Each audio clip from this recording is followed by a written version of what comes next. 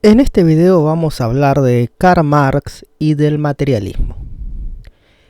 ¿Qué queremos decir con esta palabra materialismo? Básicamente lo que Marx sostiene es que las condiciones materiales son las que determinan a las relaciones sociales y no a la inversa. ¿Qué quiere decir esto? Que el aspecto estructural, es decir, la base de la sociedad, es el modo de producción económica. Supónganse, en nuestra sociedad, el sistema industrial capitalista. Esto es lo que sustenta, son los cimientos o la raíz misma de la sociedad. La sociedad crece y se organiza a partir de su sistema productivo. Por lo tanto, en el actual sistema productivo industrial, son los dueños del capital social, es decir, los medios sociales de producción, la fábrica, la materia prima, quienes pueden alienar al trabajo del proletario comprando su fuerza de trabajo. Y por lo tanto, nuestras relaciones sociales, es decir, nuestra familia, las empresas, el gobierno o el Estado, nuestras leyes, nuestros valores, nuestra cultura y nuestra educación, son formas que se corresponden con nuestra forma de producir, es decir, de nuestro sistema económico. Esto quiere decir que nuestra sociedad es capitalista porque nuestro modo de producción es capitalista. Esto es lo que el materialismo considera el aspecto de la superestructura. La superestructura ayuda a mantener la estructura de la sociedad a lo largo del tiempo, pero no la engendra, es al revés. La estructura económica engendra la superestructura social o cultural. Veamos. El materialismo es, por lo tanto, antimetafísico, antiidealismos o antiidealista y antiideología. Lo que él describe son aspectos y condiciones materiales de existencia, lo que se puede ver y tocar. Las explicaciones metafísicas, ideológicas o idealistas quedan por fuera. Veámoslo a lo largo de la historia de la humanidad. ¿Cómo son estas explicaciones idealistas de las relaciones sociales?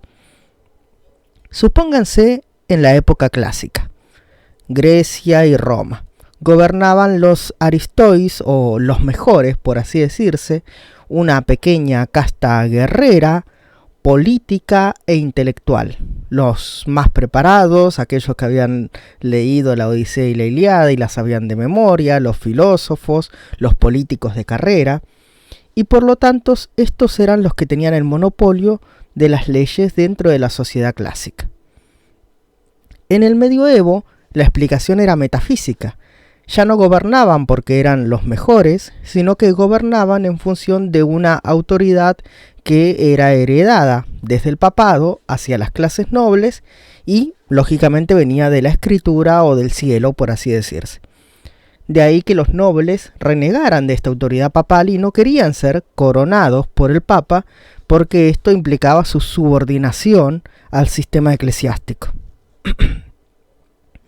Es decir, que estas explicaciones invertían la ecuación. Creían que el gobierno de una sociedad, sus leyes, su estructura, su organización, devenían de sus valores o de sus ideas y no del aspecto material.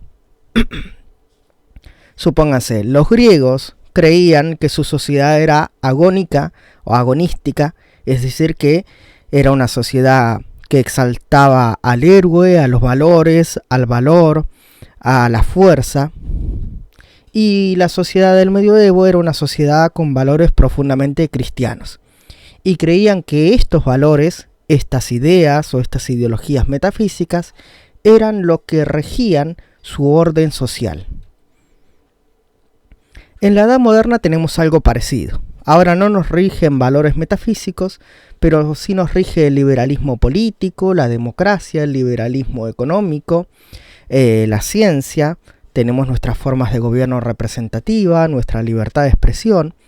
Y si todo esto no alcanzara para gobernarnos o controlarnos a nosotros mismos, siempre queda el ancho de espada y el ancho de basto. Es decir, todo esto para Marx es falso. Todo esto es lo que se puede llamar ideología o un falso argumento. Siempre fueron las condiciones materiales lo que definía quiénes gobernaban dentro de una sociedad. Los griegos no gobernaban porque eran más valientes, sus aristócratas o sus guerreros. Gobernaban porque eran los que tenían más esclavos, porque eran los que habían hecho la guerra, habían triunfado y tenían esclavos que producían para ellos. En el medioevo el señor no gobernaba porque era representante del cielo, gobernaba porque tenía a su cargo una determinada tierra, determinado territorio, determinado feudo, y los sirvientes tenían que labrar o producir esa tierra para darle los beneficios al señor. En función de esta condición material es que ellos gobernaban. Del mismo modo, en el sistema industrial capitalista, los ricos tienen poder en función de su riqueza, riqueza que extraen de la producción de los proletarios. Así, los griegos tenían su casta guerrera o su élite, sus hoplitas y después el Imperio Romano sus legiones, que lo que hacían eran expandirse para propiciar mayor mano de obra, es decir, mayor cantidad de esclavos, y también eran utilizados para aniquilar las revueltas de los esclavos, función que los historiadores siempre olvidan. Siempre consideran que los ejércitos eran para hacer la guerra y conquistar territorios, pero sobre todo también era para acallar las sublevaciones internas. Del mismo modo, en la Edad Media tenían su casta de nobleza o sus cruzados o diferentes órdenes. Estos nobles eran nobles, guerreros y cristianos que protegían las tierras del Señor, cobraban los impuestos por labrar la tierra o por los caminos y también se ocupaban de, obviamente, acallar todo tipo de disidencia dentro del feudo.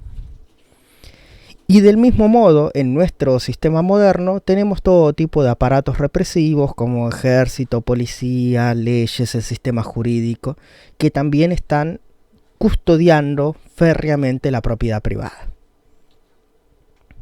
Veamos. La típica explicación superestructural de la sociedad es la explicación de Weber. Weber considera que el sistema capitalista, es decir, el sistema que necesita esa acumulación de capital para luego ser invertido y desarrollar la industria, desarrollar la fábrica, había surgido porque una secta protestante, el calvinismo, había considerado que malgastar era pecado y ahorrar era bueno o era moral. Entonces eso es lo que produjo a lo largo de toda la Edad Moderna, entre el siglo XV y el XVIII, la acumulación de capital que propició o desarrolló el sistema capitalista. Obviamente la explicación de Marx no va a coincidir con Weber. No se trata de que haya determinadas personas en Inglaterra y en Estados Unidos que consideren que ahorrar es bueno. Se trata de que estas potencias coloniales europeas expoliaron todos los recursos naturales de América Latina, los minerales, de África la mano de obra esclava negra, de Asia también otros productos, y todas esas riquezas fueron llevadas a la metrópoli y de ahí surge o de ahí se explica la gran acumulación de capital que propició desarrolló el desarrollo del capitalismo industrial en el siglo XIX. No a la inversa. No son los valores cristianos de los calvinistas protestantes los que engendraron el sistema económico capitalista. Es el sistema capitalista quien en todo caso entronó los valores protestantes ascéticos para explicar de que ellos eran buenos empresarios porque eran hombres de familia, que ahorraban, que trabajaban y que no malgastaban y por eso eran ricos. Es decir, es una justificación a posteriori de lo que ha pasado. Por ejemplo, Engels, el compañero de trabajo de Marx, había afirmado in memoriam, cuando éste murió, que Marx descubrió la ley histórica más fundamental, que el trabajador o proletario necesita un plato de comida en su mesa y un techo sobre su cabeza. Vamos a ver, ¿por qué un obrero tiene que vender su fuerza de trabajo en el sistema capitalista?